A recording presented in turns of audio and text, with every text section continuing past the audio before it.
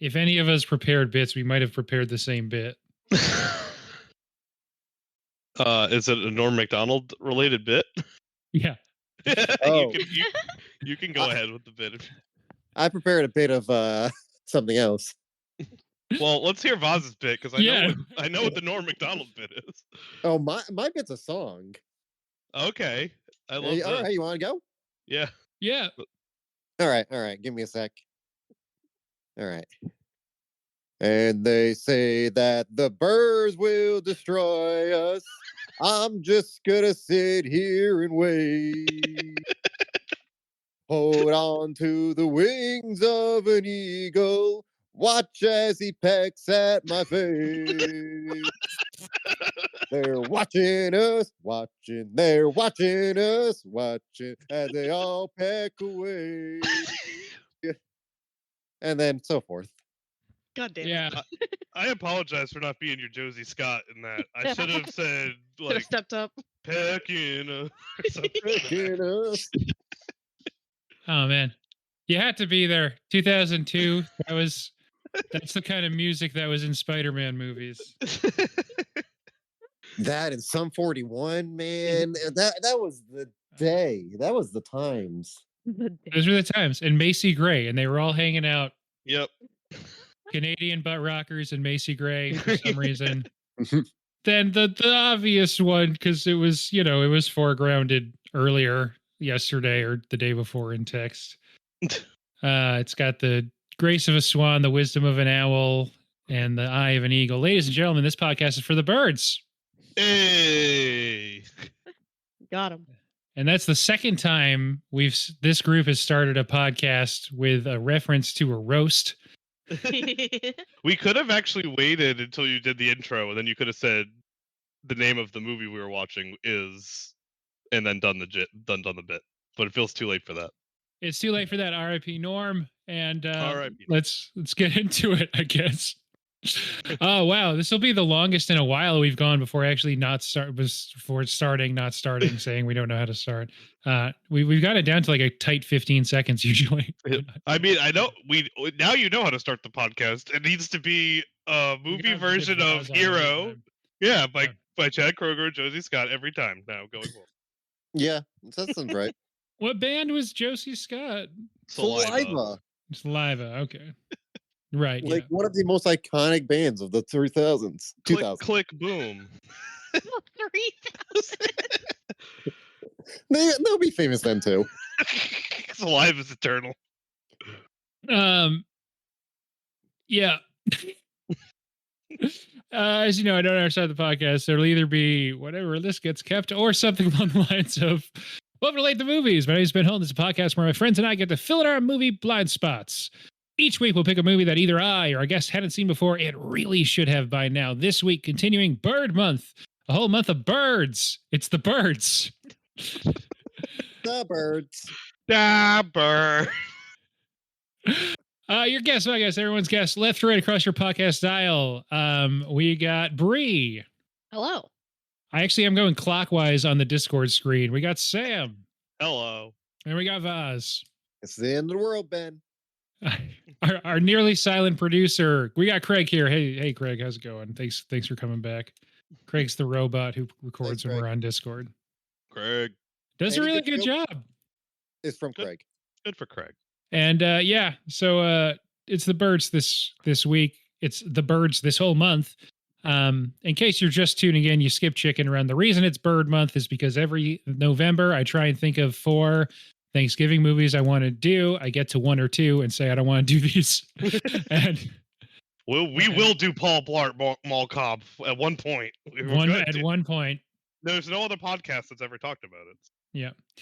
So the compromise results is the next episode is actually going to have the person on that came up with birds as a theme because a turkey's a bird, and so it's kind of related. Ray is who came up with that idea. And there's a lot of good movies about birds or related to birds in some way, maybe even just the title. But anyway, Chicken Run last week. Revolutionary heroic birds. Opposite this time, chaotic anarchy birds. We'll get into it. Before that, though, have you guys watched anything good recently? I'll defer to Bree. Oh, I have. I've watched a lot since the last podcast. So if anyone wants to go first, then I can end. Yeah, I've seen some stories on the old Instagram. Yeah, I guess I I can start. Yeah, go for it. Or all right, all right. I mean, it's been a bit since I've seen it, but I did watch Killers of the Flower Moon since I was last on the pod. We were gonna see that today, but we watched the birds instead. Nice.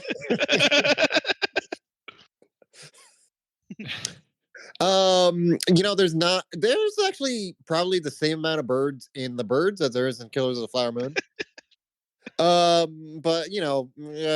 I'm not gonna say anything new of what anyone else has said, but like fantastic, great stuff. Scorsese's killing it. Killing it. Okay, so since since the last podcast, there's definitely been a lot of movies, and I've also started using Letterboxd like way more faithfully now. But so before all the horror movies, I watched Hail Caesar finally. And that was a lot of fun. Great movie. Watched a new comedy slasher called Totally Killer. That has Kiernan Shipka in it, and it's phenomenal. It's about a serial killer that she tries to go stop by going back to the 80s to figure out the killings that he did back in the 80s. Great homage to 80s slasher movies. Watched the new Pixar movie Elemental. It might be my favorite Pixar movie, which is wild because Monsters Inc. has not been dethroned since it came out, but it was just so genuinely adorable and cute that I just completely fell in love with it. Watched Five Nights at Freddy's, and that was a lot of fun. Not the best horror movie or anything out there. It was literally horror for children, like Coraline, but I still had fun with it. Watched the new DreamWorks movie, Ruby Gillman, Teenage Kraken. Not that great. I thought it was like the dig at The Little Mermaid I thought was funny and making mermaids like the evil ones. But the movie just wasn't that good, especially since DreamWorks has such good movies. I felt like this one just kind of was not that great. And then I got COVID. And had nothing to do while being out of work because I literally couldn't sit up and work, and watched all of the Scream movies. Finally got through all of them all together. The first and the second and the fourth ones were the best to me, and then everything else kind of fell just a little bit below that. Nothing fell below 3.5 stars, and that was the newest one. I feel like Scream 6 didn't get as campy as the previous ones. I felt like it started taking itself a little too seriously. Besides, like some of the tropes that they that were just common throughout the other movies, but everything else just felt a little too serious. And then I faced my childhood trauma and watched all of the Child's Play and Chucky movies. That was a load of fun. I was terrified of this fucking Cabbage Patch Kid for years. But I finally saw the first Child's Play movie, and I was like, this is a genuinely amazing horror movie. I put it in my Letterboxd review, but like the reveal that he didn't have batteries in is like chef's kiss. Such a good scene. And all of them are pretty good. Like there are some that could be better. Like Child's Play 3 was not that good. When they started being comedy movies, they were a lot of fun to watch. And then Curse of Chucky was the first direct-to-video movie that they did. But it went back to its horror roots, and it was great. It was so reminiscent of the first one that came out in the 80s, and it was genuinely really scary. Because what made the first one so scary was the tension buildup, because you don't see Chucky come to life until like the last half hour or something like that. It's just implications, and they do that again in Curse of Chucky, where like you just don't really see him ever like walking around. And then Cult of Chucky, which is the last one that came out, just wasn't that good. The animatronic looked a little weird. The story was everywhere. It ends like 6 different times. Like you keep thinking it's ending and then it doesn't. And there was really weird PowerPoint transitions in the beginning of it that didn't exist in any of the other movies, so it just felt really lazy and out of place. And then the other two movies, or no, just one actually. The Final Girls, I didn't realize came out, but this actually came out in like 2015, is another like 80s slasher homage. And they basically get stuck in an 80s slasher, and they have to figure out like how to get out of it, basically by killing the killer at the end, and then being able to finally get out of the movie. Very cheesy, but a lot of fun to watch. That's it. Nice. Yeah, I definitely haven't watched all of the Chucky movies, but I maybe someday. Maybe I'll get COVID again.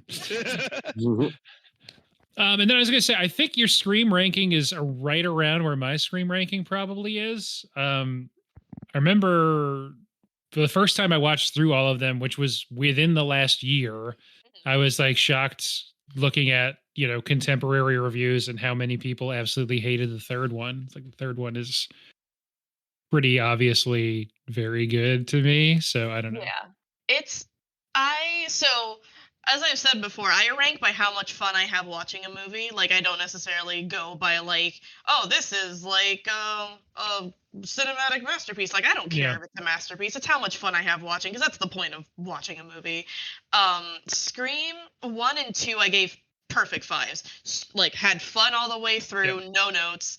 3 I dropped by like half a star. And I don't really super remember why. I think it might have been Courtney Cox's haircut, because it was just so distracting. It's really bad. It's so bad. Parker Posey's there. But no, Parker Posey outacted everyone, as she usually does. Yeah. But yeah, I didn't find it as good as the first two. No, Scream 2 is probably one of the perfect sequels out there. I probably like Scream. Oh, sorry. I was gonna say it comes out in the year 2000. It's doing like a Harvey Weinstein plot. It's like Wes Craven was trying to tell you all, Exactly. Oh god, it was so good. I probably like Scream 4 most than most people. I don't know how well that one was received, but I thought it was as good as the first two. I didn't expect it to be, but the twist was really good, and the overacting was so good. Like, Emma Roberts is great. Yeah, it's weird it hasn't taken off for her, because she's really good in that movie. She got, I don't remember when she got everything after that, but I think she got Scream Queens because of that. And I think she got American Horror Story because of that. Because that was Scream 4 came out in 2011, and I think all of those came out after that. And they're very similar in tone, so I think it worked out for her being in that role in Scream. Because I don't think she had done much else before that wasn't like kid stuff, because she was a child actor. Yeah, I just mean kind of from starting on third as far as being an actor goes. Gotcha. And then the newer ones I like. I think I probably like them as much as you do. I think Scream's a weird franchise in which the fans of the franchise generally like all of the movies, at least. All right. Birds. I hadn't seen the Birds before. Oh, you're the late to the movie. I think I said that over text. Sam also, I believe. Correct. Nice. Now the Holtz. I saw it in film class in high school, so it's definitely been over 10 years. Nice. And I saw it on my own, I don't know, maybe well over 10 years ago. And then I think 2 years ago, I rewatched it. And then I rewatched it again today. So I've seen it 3 times now. Nice. And yeah, this was your first time around, right, Sam? Yes. Solo view. I'm looking at the poster for it, and there's a quote. It could be the most terrifying motion picture I have ever made. That's a fucking lie. The most terrifying part is how he treated her. I like that they put him on the poster. He's not on the poster. He's a showman. He's part of it. Yeah, and Walking out of the pet store with his dogs. yep. Yeah. Yeah, he was in it. He can be on the poster. Yeah, he's He's a SAG. I didn't realize this until just now. There's a picture of Tippi Hedren, and it says, "A fascinating new personality." yeah. It's fascinating. She's fascinating. Put her in a Marnie. He definitely, he definitely didn't see her in a catalog and then put her in a movie because he wanted to have sex with her. That's definitely not what happened. That's not how he operates. We talked about him in Blondes when we did Vertigo. He's a weird Yeah. dude. Yeah. He's not, And shocker, she's he's not a blonde. good guy. Yeah. So he wants to give us a 1 minute plot summary for The Birds. The birds. The Birds. I guess I can give a 1 minute plot summary on The Birds. Sure. All right, start the clock. I got a clock. All right, so Melanie Daniels meets lawyer Mitch Brenner, and he's looking to buy some lovebirds, and then he's like, "Hey, you're a woman in the '60s. You must work at this bird store." And she's like, "Yeah, of course I do." And she's like, "You want to buy these lovebirds?" And like, "Those are canaries." And she's like, "Ah, where do you live?" And he's like, "Bodega Bay." And then he doesn't actually say that, but then she finds that out, and then she follows him home with lovebirds, and then sticks them in there, and then he finds out that she did that, and then 30 seconds to go. birds start attacking her. Not my fault the beginning so long. And then birds start attacking everybody, and then she meets like a bunch of other people, and birds attack all those people. And then she hides in a house, and then birds attack her in the house, and also in a phone booth earlier. And there's a huge explosion also, and then a lot of people get killed by birds, but not all. That's it. Yeah, good job. So I'm picking up. Did you guys not like this movie? No, I liked it. I don't think it's liked an it. all-time classic, but I liked it. It's not one of my favorites of Hitchcock's. I feel like it's like his start of his downward spiral in his later career. What I read that the screenwriter, who, since I have a computer in front of me, I can just look it up. Evan Hunter came to him and said, "What if we did like a screwball comedy, but like a thriller?" And Hitchcock loved that idea, and I think that does shine through. I don't think he failed at that goal. I think this is very much a screwball comedy, but like actual horror, like to it. And I thought there were, and we could get into it, but like I thought there were a lot of cool things that like they did do. But yeah, like overall, there's like no memorable lines. there's not a like the plot is very bare bones. But yeah, it's effective at what it wants to be. The thing that I said to Bree after it was done was this feels like something that inspired a lot of people, but not necessarily was a piece of cinema that I would want to continuously go back to. So if I Counterpoint. may, okay. I was gonna Go, say, Ben. I loved this movie. I thought it fucking rocked. All right. Well, good for the letterbox review. You'll improve it up to, I don't know, something.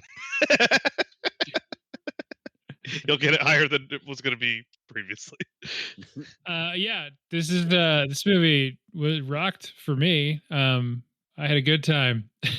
So like, and I'm not trying to be pedantic or anything. Like, did it rock for you in a way that you thought Alfred Hitchcock wanted it to rock for you, or did it rock for you in a way that okay? Yeah, I think so. I loved the kind of first slightly less than half, the first like 55 minutes, I guess. Where it's like sort of kind of, it's going to be one of those psychological Hitchcock thrillery movies where there's a blonde lady and a guy who has a weird relationship with women, and especially his mom. And that stays throughout, but then he kind of is just like, but then what if birds? What if there were a bunch of fucking birds? What if it's almost like they were trying to film the movie? Like he had pitched a different movie to them. It was like, oh, what if we did like another Vertigo-esque thing, but this time it's from the woman's perspective. And like, okay, I can kind of see that. And then they're trying to film it. And they just keep throwing birds at them. Yeah. It's like halfway through Rebecca. What if there was a bunch of fucking birds? It's like they're doing the clip. They're like, all right, like scene 43, the birds, action. And Tippi Hendricks just like, why did he say the birds? And also, why does that guy have a cage with 100 seagulls in it? It's kind of weird. Yeah, we can get like, into the nitty gritty, but the overall thing is I liked that you sort of needed the pullback of the elastic band to then just sort of the last hour of it is just what if there were some fucking birds.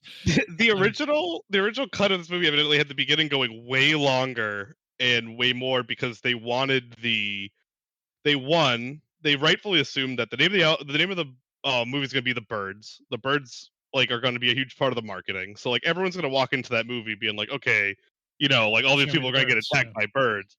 So Mhm. Hitchcock thought it would be effective to wait, like really marinate in the beginning, and have like a completely other plot going, so that people would be shocked every time they faked out like, oh, a bird got out of the cage, but like it just flies around and they catch it. Like it's not a big deal. And they evidently had that beginning go for way longer, and then they were showing it to audiences, and everyone was just like leaving after an hour. Like, what are you doing? Like, this is terrible. And they're Where like, are okay, the we gotta tighten it up. birds? Yeah, I was like, okay, we gotta. These people came in just clamoring for birds. We can't have them wait for an hour and a half. Yeah. Honestly, even then, I still think the beginning is a little too long.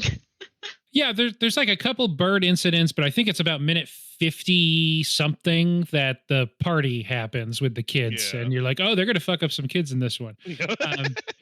Because you're like, oh, there's like some on-screen special effects from the 60s of bird stuff, but then like the one that Tippi Hedren saves is just like a little girl just like sprawled on the ground. There's a Yeah. bird just going after her head. We were talking about that. That kid could have done more. That kid had submitted to that one bird extremely bad. It was just like, oh, whatever. It's over for me. I guess Save I'm yourself. dead. He's got the high ground. Yeah, there were kids getting dashed on the dunes, just like, man. Those kids, I know they're kids, but like their plan was like, oh, I'm just gonna run out into the open field. Yeah. Well, I won't go into the house. I know what birds hate. The elevated ground, and I can't get up well. I'll clearly have an advantage. I'll have an advantage against the birds the higher I get up on the ground. Yeah, I know kids are dumb, but like, come on. These are 60s kids. They didn't have TV. They didn't know. Yeah. They didn't have the internet to plan for this exact situation. They had only watched reruns of Bonanza their whole life. And they didn't have any guns, and that's how you solve your problems in Bonanza. Well, we can talk a bit about those first 50 minutes. So you mentioned they have the whatever the opposite of a meet cute, while still keeping the meat part is. I was joking that like she thinks this is a meet cute, and he is done with this. And he's being a dick. But it works. And 55-year-old, 32-year-old Rod Taylor. That man has $100,000 in his 401k. There's no way. Like, that guy's been a manager at a law firm for 40 years. It's criminal law, though. He's not making money. He's I mean, he's from Australia, and he's weathered. I don't know. Yeah, he probably smokes a lot. It's the 60s. Yeah, he probably does smoke a lot. Back then, smoking was healthy for you. You toasted it. Did he smoke in the movie, though? Because I know a lot of the women did, but did he ever? I don't think he did, but I'm sure he smoked a lot. Oh, the actual actor, yeah, maybe. Yeah. I just thought it was funny. I think almost all of the women smoked in this movie, but I actually don't think any of the men did. Anyone listening to this, obviously not all of you know what Ben looks like. Hopefully you got some listeners out there that have that caught I'll put up the video. Yeah, look at Rod Taylor, the bird. Just type into Google Rod Taylor, the birds. Look at that man. That man is a year older than Ben. Like at that time. How in the world? So his Wikipedia photo is also from 1963. So Jesus, yeah. So just go to his Wikipedia. I think he looks older in the birds than he does in his Wikipedia photo, but he doesn't look 32 or 33. No, there. No, he looks like he's in his 50s, 60s maybe. Yeah, he looks like George Clooney. January, so he's definitely 33 there. He looks like George Clooney in Ocean's 11 when George Clooney was like 40 something. Yeah, that's fair. That's actually pretty fair. You know what? You know how like a lot of like high school movies from like, back then, they would get like adults to play the kids. I think kids just looked older back then. I think everyone just looked older. Yeah, the clothes does hurt that illusion because like we know what current fashion looks like, so we automatically like take hairstyles and clothes and like age them up. Like we actually talked about that briefly in I think it was the Fablemans, where we're talking about how like 70s apparel on children just looks like some 70s guy just gave their children like adult clothes. Like it never looked real. Yeah. Rod Taylor only 8 days older than Tippi Hedren, so they're the same age in this movie. Oof. Wild too. Yeah, because she looks pretty young. Yeah, I thought Tippi was like in her 20s. No, both 33 when this one comes out, and 32 when it's filmed. So there you go. So these people. Rod Taylor looks old as fuck. He's kind of being weird. He's doing bird stuff. He's doing like, and then he's like, "How do you like it when people play pranks on you?" She's like, this is a weird reaction. This is a weird prank you're pulling. It was really good to just introduce her as like, you're Melody Daniels. You're the one who plays pranks on everybody. But like, we haven't seen any of the pranks. Like, she's just introduced as a prankster. Yeah. No, she just lies. It's not even pranks. Yeah, she just has a lot of liar. She just has a lot of time and resources, and is the person who will drive 2 hours to give birds to a stranger as a joke. She's like the Winston Bishop of pranks, but like only the easy.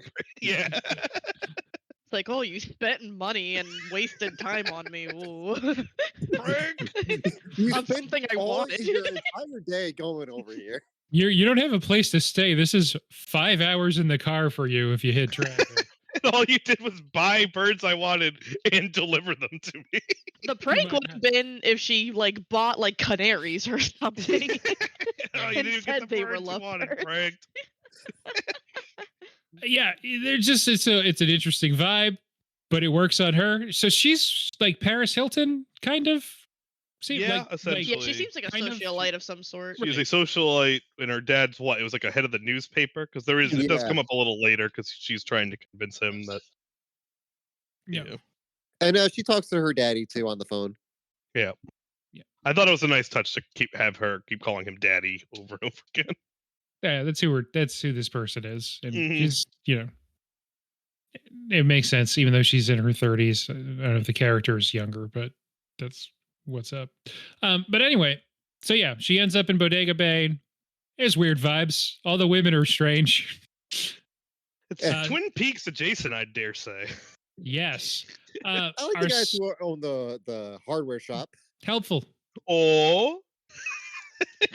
Yeah, this guy has like a down Easter accent all of a sudden. Just in Going like up there, the Bay Area. So it's like 60 miles north of San Francisco. He's all of a sudden a Stephen King character. So Suzanne Pleshette, we've also done a movie of before. Anybody know? That is, of course. Of course, we all know it. Of course, we know. It'd be insulting if we even brought it up. I actually looked this up earlier. It's Spirited Away. Yes. The U.S. dub, or well, I guess the English dub of Spirited Away, he's Yubaba in it.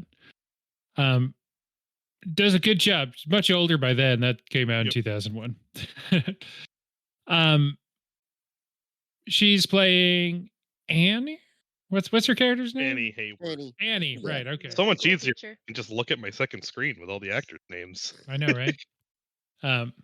And she obviously also has a weird relationship with Mitch, but is like kind of helpful, kind of wary of Melanie. Yeah, they just kind of exposition dump, like, and then I don't think they ever go back to it, other than just to tell like the audience that she's important to Mitch, like, and vice versa. There's a weird sort of like connection that isn't super defined, isn't exactly romantic now, but was in the past. And what kind of broke it up was that Mitch has a weird mom. Yep. And we meet her. Is she still the oldest person to win Best Actress, Jessica Tandy? This is a Voz question. I believe so. I can't think of many others. There's a Titanic lady, but she only got nominated. She didn't win. She's old here. Yeah. And this is the 60s, and Driving Miss Daisy isn't. I know that it's much. 89 for Driving Miss Daisy. Oof. Scrolling through real quick, I don't see anybody. Yeah. I know Julie, lead actress, right? Julie mean- Christie was up there, but she didn't win. She got nominated. Yeah, and I Way believe Hollywood doesn't let women act after they're 40. This is correct. And I think they only recently allowed them to act to 40. I think it was like 33 before. I think Yeah. they can go up to 45 now. Wow, how progressive! Yeah, unless you're A a Meryl miracle. Streep. But yeah, as far as weird Hitchcock moms goes, she's definitely she's up there. She's pretty strange. She just doesn't want to be left alone, I guess. I mean, can you blame her? There's a bunch of birds around. I like when she like breaks down and she's like, it's just all the business with the birds. I'm like, I get it. You know what?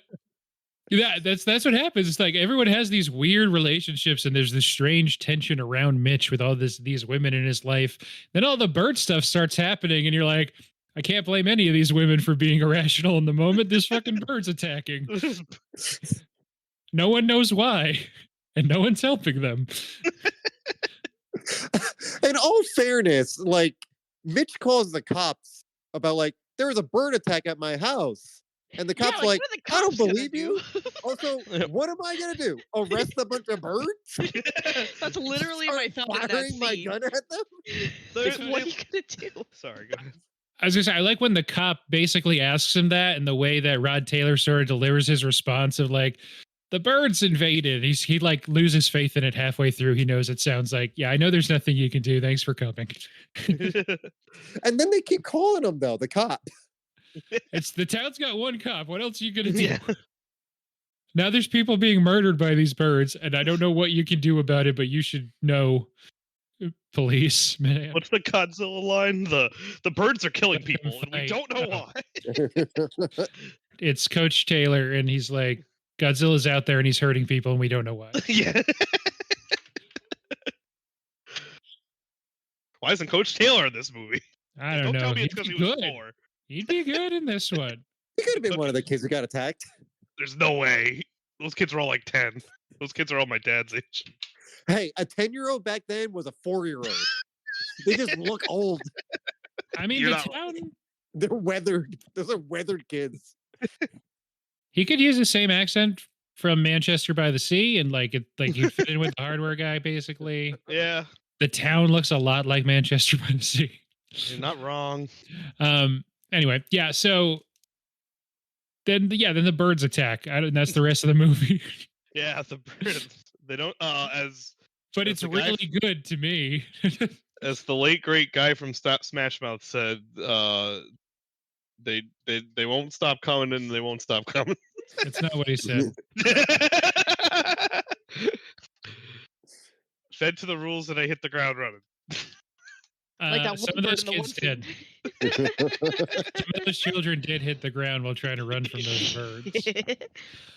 So after this, basically, it doesn't go 10 minutes without an extremely iconic scene happening. I know you said there's not a lot of lines that stick out from this movie, but there are absolutely scenes that have been either part of whatever, movie clips showcase you see at, horror or just famous movies or countdowns and stuff. It's always in there.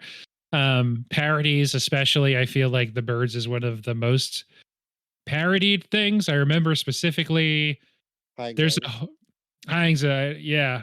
I feel like there's a whole episode of that 70s show that's a Hitchcock thing.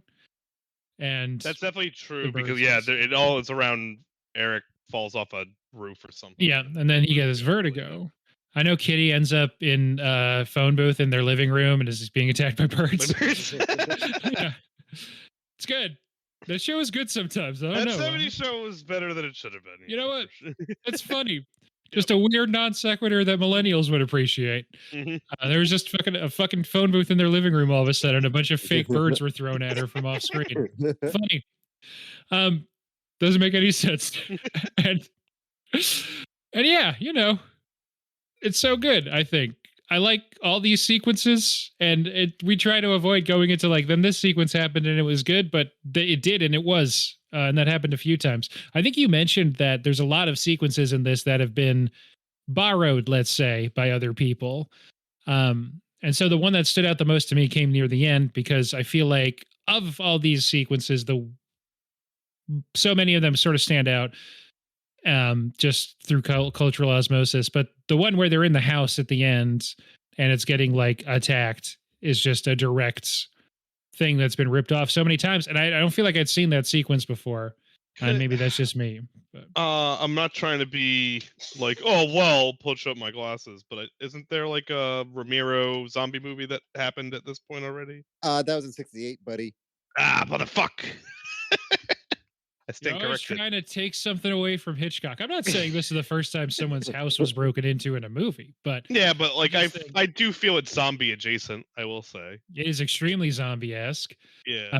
I also felt Close Encounters just from the noise. The foot.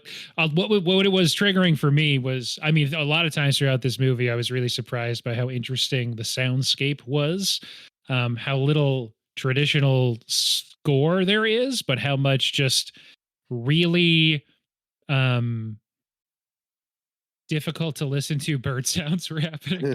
Yeah, it almost sounded like sometimes like it was like radio sequence like Foley work. Like sometimes it didn't even feel like birds. It literally just felt like almost like electronic. It felt almost extraterrestrial. So yeah, it was actually alien invasion stuff more than zombie stuff it was getting for me. It was like I already mentioned Close Encounters. I also thought a lot about the sequence in the basement from Signs, Shyamalan. And I also thought a lot about Nope, the part where they're in the house. If you haven't seen Nope yet, but we will. There's a part where they're in a house that looks a lot like the inside of this house. And the lights go off and there's something overhead and it's noisy and they don't know what it is. I really do like the scene where they're tracking, his movement from like nailing the door and they get to the cross of the house and you can see Jessica Tandy and the girl in the background and the lights go off, which is coupled with a bird shriek. And like Jessica Tandy's eyes go nuts and that was probably in that whole end sequence. That was probably the like one thing that like kind of had the hairs stand up in the back of my head, like or back of my neck. I was like, ooh, like that was something. That was great. It didn't really lead to anything immediately, but it was still like a powerful moment. Sorry, go. Ah, I talked a lot. You should go first. All right. I felt that, but for the scene where Tippi is waiting at the school for Kathy to come out, and the birds start getting onto like the playground, and then like all like on top of the roofs and everything around her. That is when I felt like, ooh, this is actually kind of worrying. Yeah, she got to get out of there. Screw that kid. You don't know them. Just drive to San Francisco. You're fine. You know these people for 8 hours. At the end, I think it's before the light goes out. Actually, they show the door a couple times before Mitch notices it. But that's just like such a classic zombie movie thing, is them breaking through walls, breaking through doors. But that door in particular looked awesome. Just one of the best door props in a movie like this that, there's like monsters or whatever trying to break through it. Good door. That school sequence obviously is one of the more famous ones. And I liked it. Like I said, that's what it kind of turns into when you're talking about a movie. Like you said earlier, not a lot of plot, but a lot of birds. What it lacks in plot, it makes up for in birds. I liked how Tippi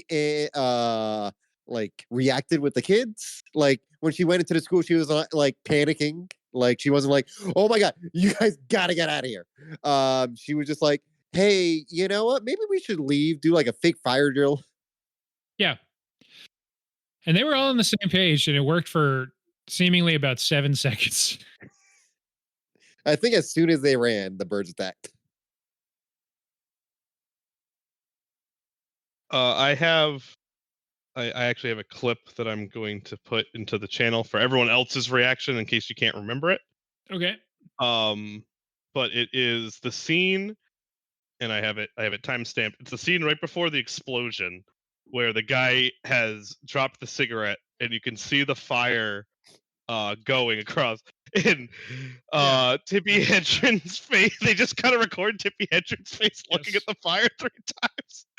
And I damn laughed out loud just watching her Really? I don't think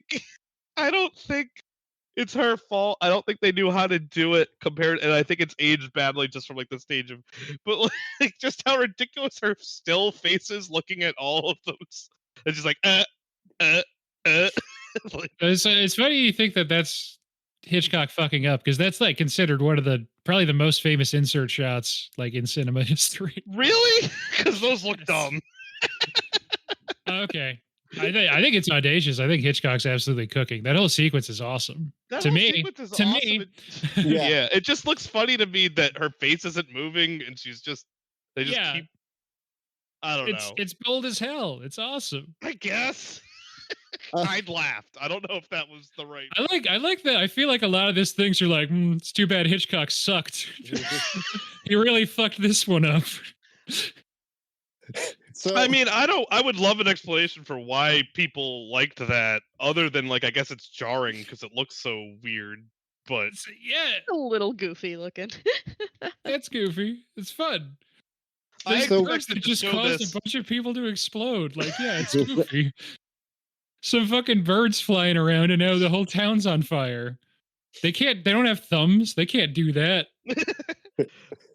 I was hoping that a little bird was going to be the one that dropped the match on the gas when the gas was leaking. Like they just show Yeah, it looks some like he just seagull with burns a his button. finger, but you know. Yeah, I did. So I will say that I really liked that the guy lights a cigar, everyone yells out the window, and it's not that the guy just drops the match like a jackass. It's like he gets distracted. So like he's like, what are they saying? Because they're all yelling over each other, and the match burns his finger. So like obviously he drops it because he's not aware that there's gas below him. Probably can't smell. And yeah, he's a little drunk. yeah, the explosion's really good. Like So with that scene in particular, I thought when you brought up that it was a bit of a screwball comedy originally, I Yeah. did think that was a bit screwballish because yeah. I found it hilarious. Everyone just trying to get his attention, being like, "Hey, Mister, watch Mhm. out!" And then he just blows up. That guy, the cook guy with the mustache that like walks out of the back, and he's like, "What's happening?" Like what are the birds doing? They're attacking. What? Like that guy went huge. We're Yeah. we're at war with the bird. There's a bird war. So this whole sequence, so I think we're going backwards in a lot of ways. Just like we start with the end one, now we're moving back to this one. The scene directly preceding this, which is also kind of part of the same scene in the restaurant, is like one of my favorite scenes in movies, maybe ever. This is recency bias, obviously, but it's awesome. It's all the first half of Jaws. Like it's just that.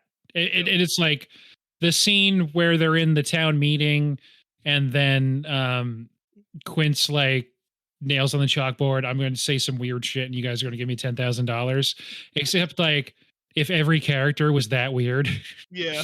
Yeah. And there's just one guy that's just like, there's no way there's a shark that's gonna eat people. Yeah. And everyone's like, "Hey, that lady says that she was attacked by crows," and everyone's like, "Nah, it can't be possible." Yeah. There's a Except bunch some of- people are like, "Hey, you're scaring the kids. Like, I don't know if I believe you or not, but can you fucking shut up?" I don't get how like they like. I get it's a movie, so I don't want to be like really splitting hairs, but it's just Where like the birds get their powers. No, we did talk about that though. Like, what do you think actually happened to these birds? But Algae. the yeah, definitely algae. But the the fact that like a bunch of kids got attacked and everyone's like probably making it up. It's like, well, we have these kids with a lot of nah, don't worry about those kids. People didn't have camera phones, you know? No Like, proof. I guess, but like I guess she is a notorious prankster. But This is a world famous prankster we have in our midst. It would be great if at the end of the movie, just the guy from Arrested Development comes out and just goes, "And that's why you never do pranks." Yeah. That whole sequence leading up to it. So I already mentioned like the first half of Jaws is a lot of that. Yep.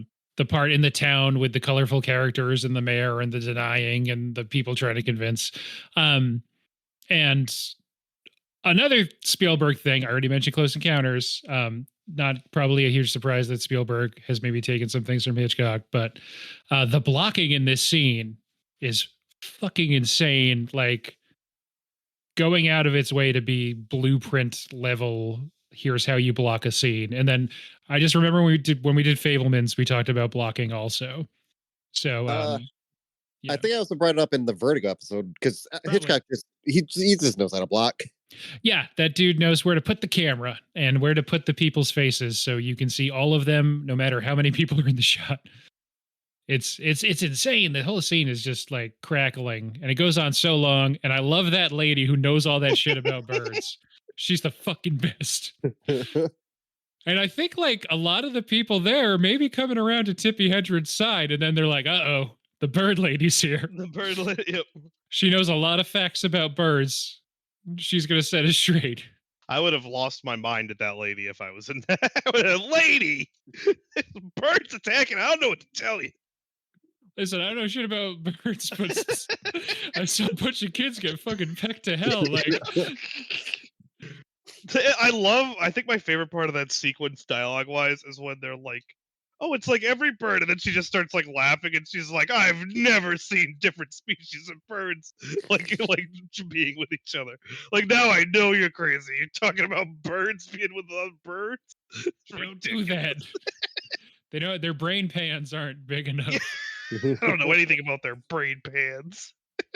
Yeah, I probably would be just like, okay, lady, like I don't know what to tell you. We're all very injured, so. Yeah.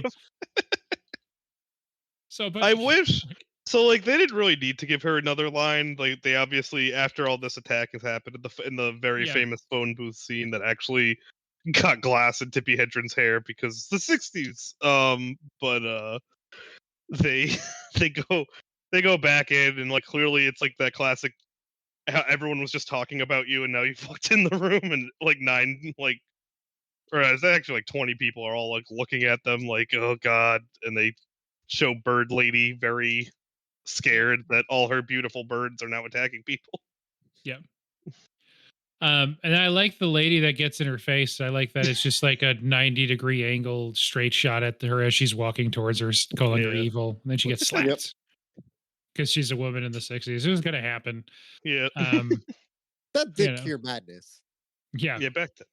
I'm not saying that's a good thing. I'm just saying that is like, the price of doing business with these. Okay. I think Tippi was in the right. If a woman walks up to you and she's calling you evil, I think you have the right to slap her. I think there's a very famous Sean Connery interview where he talks to Barbara Walters in like the 1980s where he says that slapping a woman when you've tried all rational things is the only thing to do. So yeah, I mean that was the 80s, right? So by that point they'd figured it. Well, Sean Connery also had a very short list of what was rational. That's true. Yeah. He basically just said he just yells "stop that" in a Scottish accent, and if it doesn't work, he gets the slap in hand. Well, she's delusional.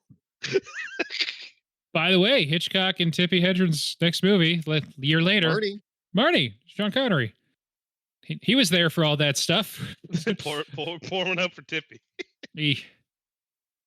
She's still alive, isn't she? Yeah, and she's really, really into animal rights and stuff. Good for her. Weird. We haven't done Roar yet. Vaz, have you ever watched Roar? Roar? The Tippi Hedren's like passion project Roar. No. After she got really into rescuing lions.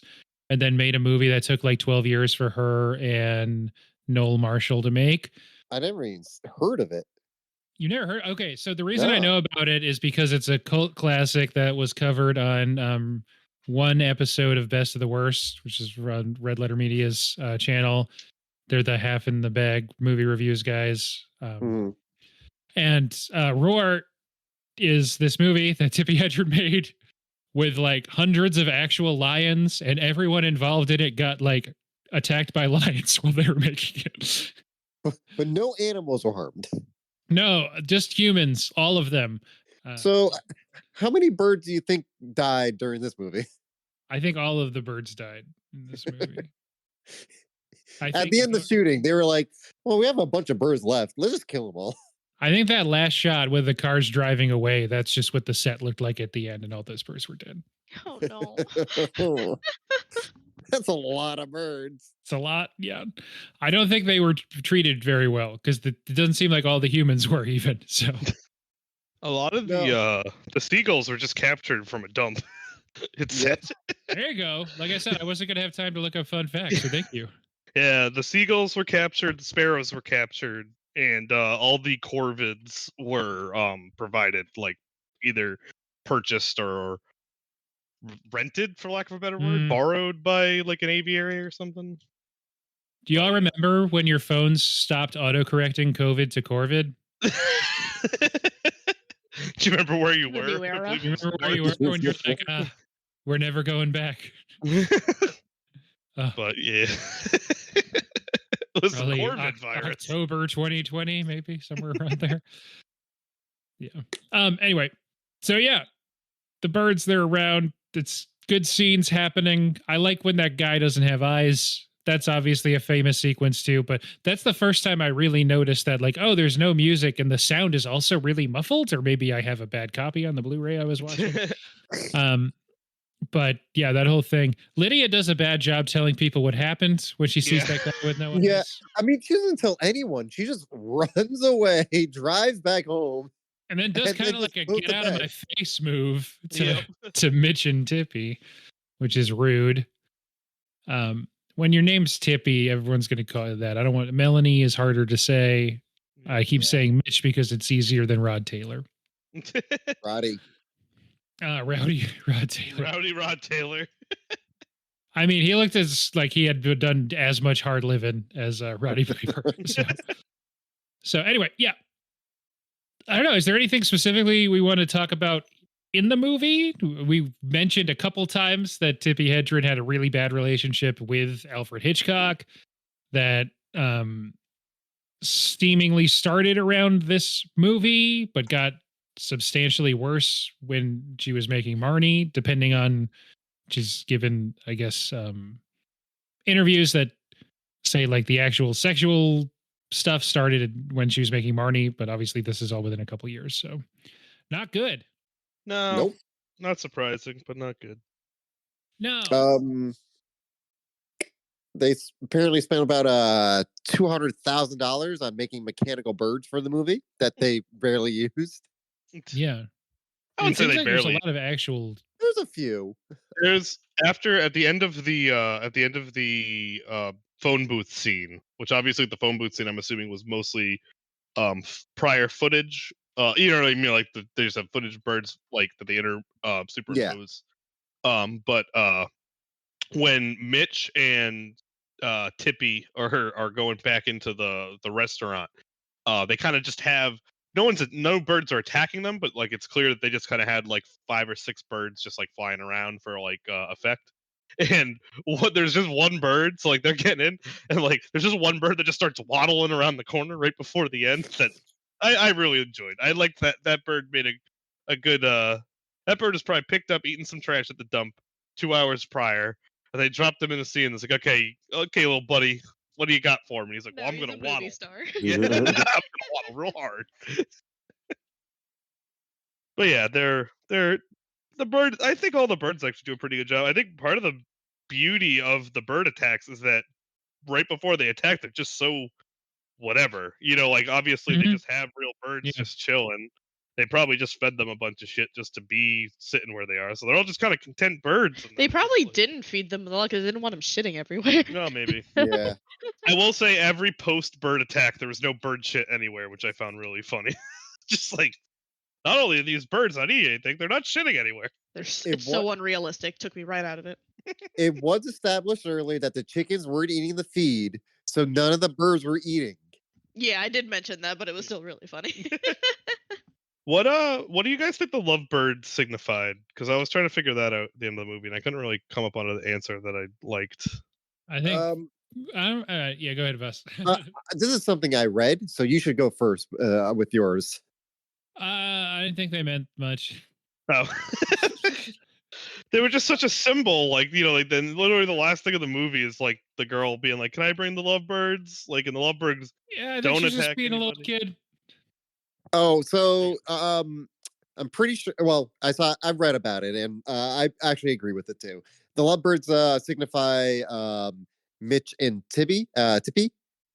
They are because they get them in the beginning. They talk about them. They get together, and then it's pretty much.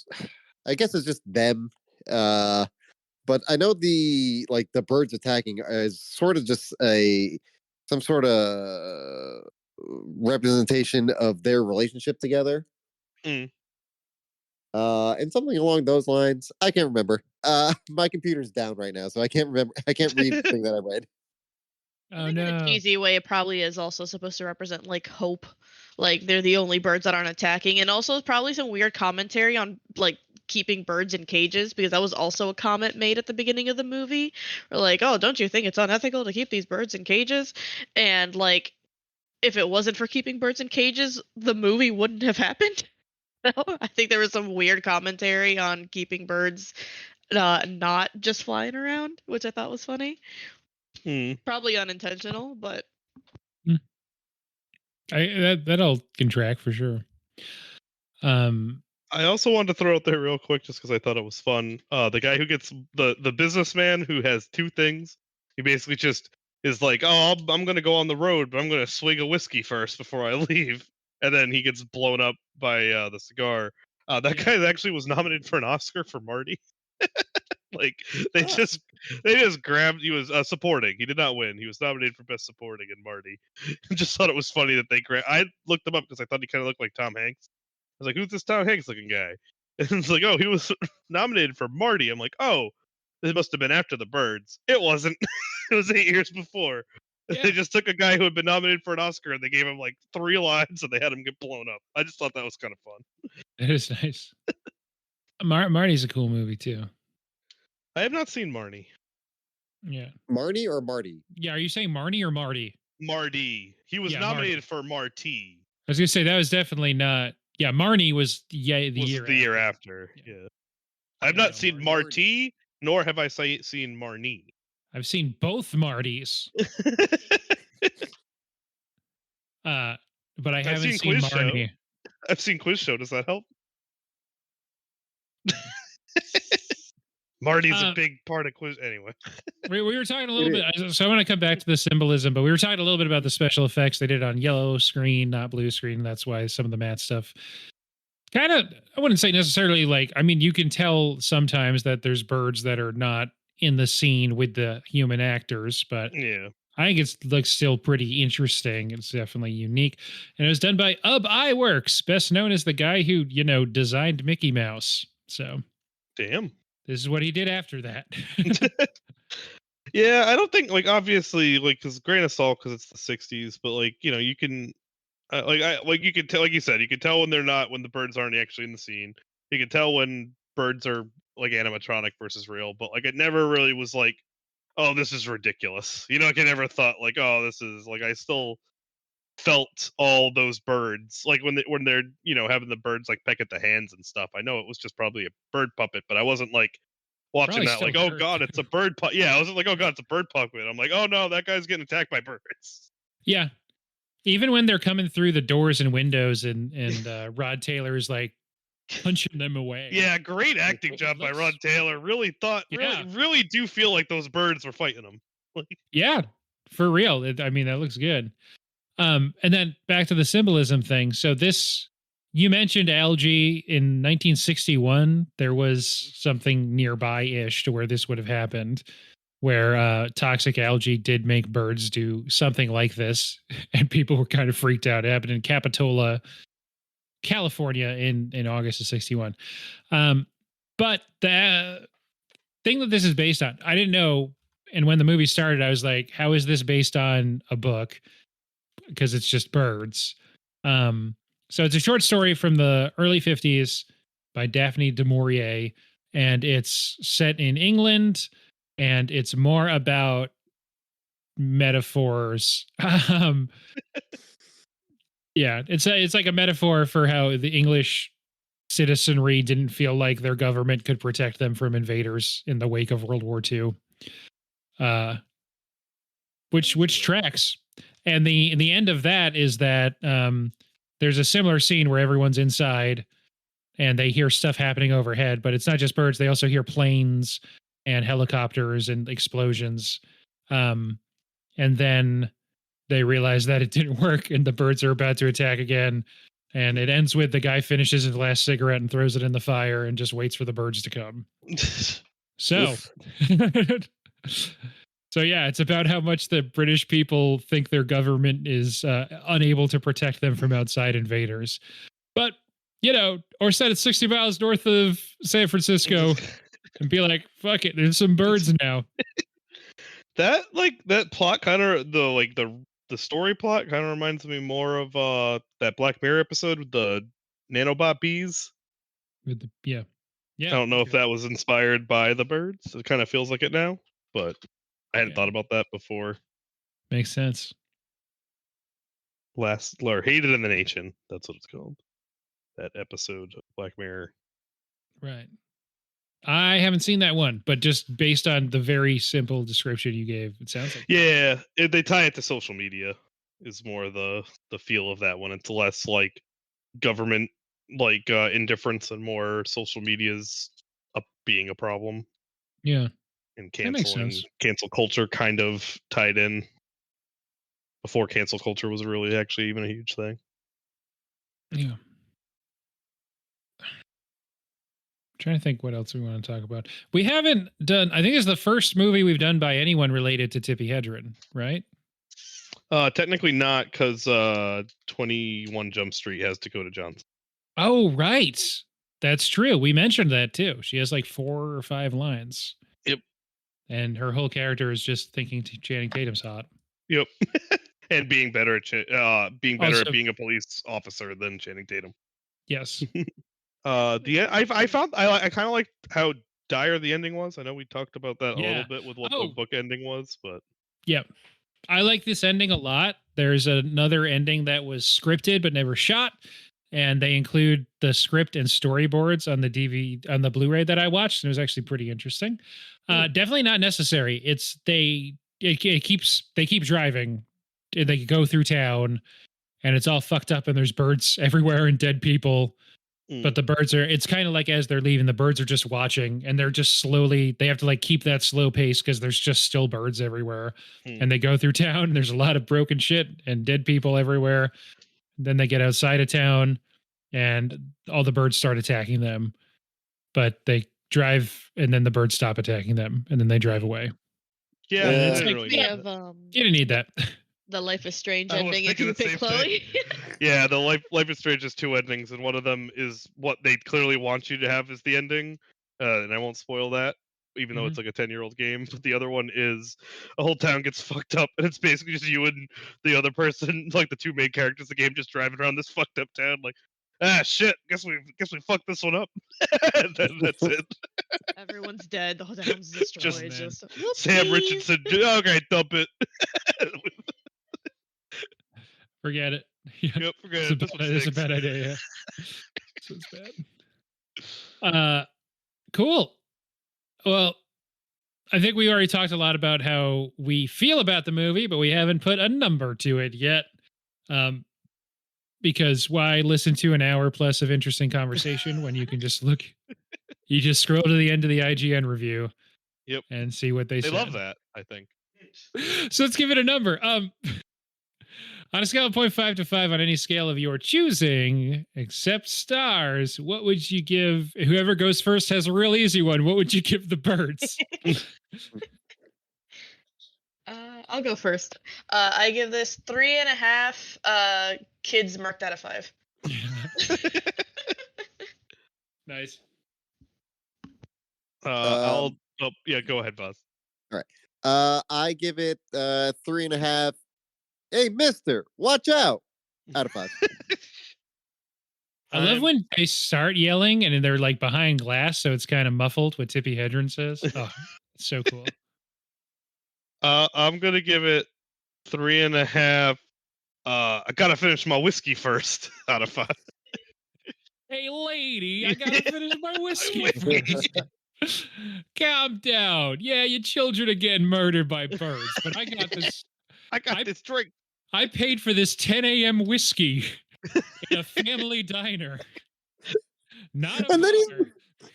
And then he's by his car being like, I wonder where that lady is. Might as well light up a smoke. Let me just roast this bone. Yeah. This one's 4.5 birds out of 5 for me. I was gonna do birds. No one does birds. I always hem and haw and would take forever to figure it out. Then I have to cut out like a minute of straight dead air when I'm trying to think of something. So, birds. This one was birds. Speaking of birds, so we all at least liked it. Yeah, no, I don't. So like, I think maybe my tone came off more negative. I stand by what I said. I liked it. I think so. Not probably something I'd watch again, but I think that there was a lot like we've been over. Like I think it was a very influential film. I think like a lot of influential media sometimes like the stuff after it elevates it or elevates their product to a point that maybe the original suffers. Suffer might be too strong a word, but you know what I mean, where it's like, oh, I've seen stuff like this happen before. I know we touched on the music real quick. I did really like I really thought that not having a score behind it made the action a bigger deal. And I think that the blood, even though the blood looks like ketchup, when you see blood, you're like, oh shit, these birds are really getting in there now. Like it's impactful in a way that a 60s movie with animatronic birds probably shouldn't be. And I will applaud it for that for sure. Yeah, and just to be clear, I don't think I totally see where y'all are coming from, and I wasn't trying to be like combative or convince you were wrong. There wouldn't be anything to talk about if we didn't, work out the disagreements. So just for reference, the other Hitchcock we've done so far is Vertigo, and me and Vaz both gave that 5, Bree 4, Sam 4.5. So that sounds about right. I think we all liked Vertigo better. Yeah, Vertigo I think was more fun to watch. Yeah, that's got a lot more of the real naughty kind of weird relationship stuff that Hitchcock does well. Yeah, it does have less kids getting marked by birds though, so that goes against. If they just go 60 miles north, all those scenes of kids getting marked by birds are pretty funny. Oh my god, yeah. So I think, like I said, at the party, the first time it happens, and you're like, oh, they're gonna harm kids in this one. It's kind of like, oh, okay, you don't see that anymore. So that's howdy. Yeah, it's like Oblivion rules in cinema. Like, yeah, you can shoot them, but they're not gonna die. Yeah. And then like later on when they're running from the school and kids are getting, knocked down and pecked to hell, then you're like, oh, okay, they're really going for it. Get it, bird. They actually threw a bird at that kid. Yeah. Right. Yeah. Like, okay, this isn't literally happening, but it is human actors that are being hit with things. And there are like real birds on those kids sometimes. Yeah. Yeah, there are. For sure. And those birds don't know they're actors. No. Yeah. Yeah, they don't know they're pretending. They're just trying to peck at them. Yeah, they're like, okay, I guess we're pecking. I guess it's open peck season on these kids. Yep. Speaking of birds, this month's question's a 2-parter. First up, any turkey takers? What's your take on turkey? You in or out? Food wise or bird wise? Interesting response. Is it different? Yeah. Okay. Sure. Go for both. I think as a protein, it's kind of mid. Doesn't really taste like a lot. I'd prefer chicken. I think as a bird, they're pretty cool. Like they jump on shit. They walk in packs. I love when they're crossing the road and they have one that's like, hold. Like they have like the crossing guard bird that will stand in the middle and be like, you dare not run me over. Let my 14 wives cross the road first, please. Yes. Renowned for their polyamorous relationships. I don't know how anyone's answer can follow that up. Yeah, you turned the first part of the 2-parter into a 2-parter. So 1A, I guess, what's your take on turkey as a food? 1B, what's your take on turkey as a bird? I kind of agree. I do think chicken is better as edible bird, like in cuisine. Mhm. Not my favorite of birds aesthetically. I do like their designated crossing guard. Yeah. And they are fun to see in the wild, just chilling in people's yards and stuff like that. But they're all right. I've kind of turned on turkey. I used to not care for it at all, but I've grown to acquired a taste for it in my later years. I still prefer chicken though, and for turkey the bird, I only like parking lot turkeys, the ones that love walking around cars and messing up with people. Those are the turkeys I like. Nice. Well, I answered what I thought about turkey as a food last week, but did not get an opportunity to talk about what I think of them as birds. I love turkey as a food. I probably like chicken more. And turkeys as birds. We have a bunch in this neighborhood that are always around. My mom feeds them and they've lost their fear of humans, so they come right up to you now. Oh, hell yeah. They sleep in the trees near our house, and it's really funny to see them up there. They're bad at flying. It's hilarious to see them get up there. They have to get a running start. Yep. And then it's exactly like the sequence in Chicken Run where they're learning to fly, but they don't ever. Yeah. Except they start doing this, and like it's like a plane that's taking off, and it has to bounce a couple times first. Yep. It's real good. They get weirdly higher than you think they will. Oh yeah, they're way up there in those trees when they're sleeping because of they're afraid of predators or something. But yeah, they hang out in packs, and yeah, man, they're weirdos. They're really fucking weird, but it's great. And then the second part is, what do you just gotta have on your table at Thanksgiving? Oh, that's a great question. What do you gotta have? So like crescent rolls count? Because like crescent. Yeah, of course. There's probably less cheat answers than that, but yeah, I need some rolls. Oh, Love not bread. cheating if you go first. Yep.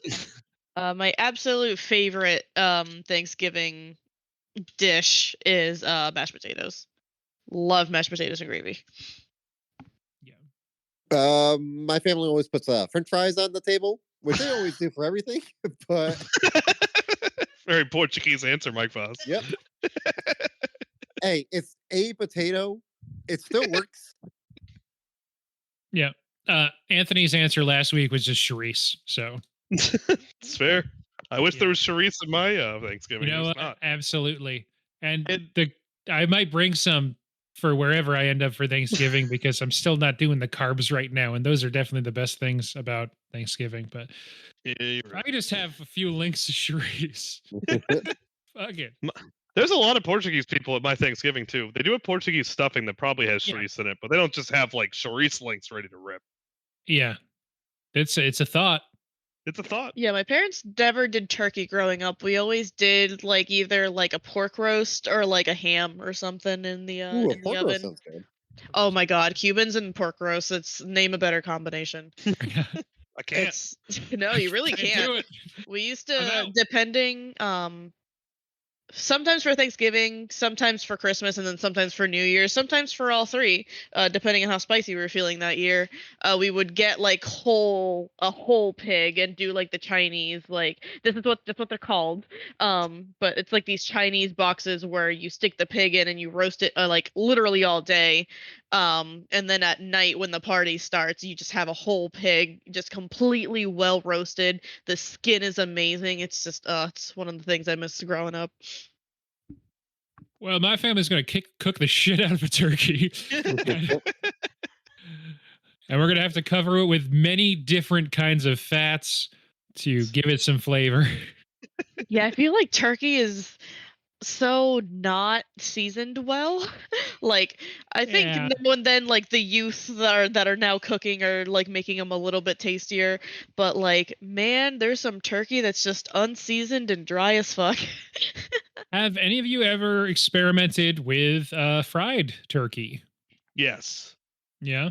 I haven't made it, but yeah, I think like your my uncle makes it, right? my uncle makes it at Thanksgiving. I attend me and for those listening that know me and Ben, or at least know Ben, me and Ben are related on both of our father's sides. I go to my mother's side for Thanksgiving, and my uncle on that side fries a turkey and also bakes a turkey. Ovens a turkey. And Ovens turkey. He ovens it up. Yeah. yeah, the fried turkey is obviously superior tasting, but boy is it you put that right on your thigh. Just slap that baby right on there. Yeah. That makes sense. I made a ham for Friendsgiving last year. That was great. I'll probably make it again this year. But I basically just leave a ham in the oven for a long time at a low-ish temperature. And then I make a sauce that's like a Coca-Cola sauce and just keep opening the oven, keep like pouring it on top and stuff like that. Like I cross cut it to make sure it goes inside, and it was delicious. I can't wait to make it again. That sounds really nice. Yeah. I've never had fried turkey. Same. Skin's really good. Yeah, The skin skin's the best sounds part. like it would have to be, right? That's The why you're turkey, doing the it. turkey, to be completely honest, tastes fairly similar. It's a little juicier because obviously the fry's gonna get it done a little before. But like, I don't know, man. Like as we were talking before, I don't really love turkey, so Yeah. it's kind of just like an added like layer of like, okay, well, you know, skin tastes better, it's a little juicier, but like at the end of the day, it's still yeah. I'd rather just Fair load enough. up my plate with cranberry sauce and bread. God, I love stuffing. White people really did it with stuffing. That's what we're known for. Stuffing What is if you- so good. What if we had like a deconstructed bread? Yeah. What? What do you mean? Trust us. Yeah. When have we ever steered you wrong? Yeah, when we got bread, we're doing it right. Everything else that doesn't have bread, just miss us with that. 'Cause 100%. we're bad. Yep. Well, cool. I think that covers the monthly questions. Anything else we should talk about before the episode's over? I like to point out that that's mostly British white people. There's a lot of other white people with really good cuisine, but British white people don't know what's going on unless it's bread. Should yeah. Like point, Italian Rivers. Thanksgivings might be great. I'd love to be part of one someday. I'm not. So you can find our stuff at Linktree. That's linktr.ee/late to the movies. No numbers anymore. Forget them. That was a bad idea. 2 years in. Fuck it. Whatever.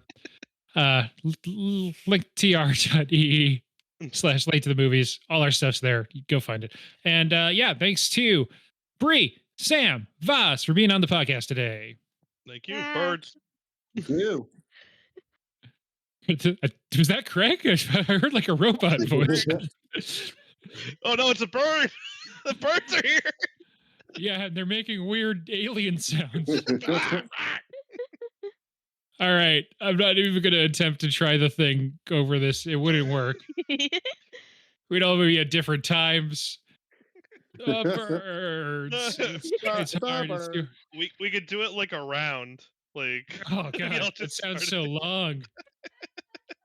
Anyway, if you don't know what we're talking about, that's fine. It'll probably happen next time. Oh, birds. Thanks, everybody. Bye.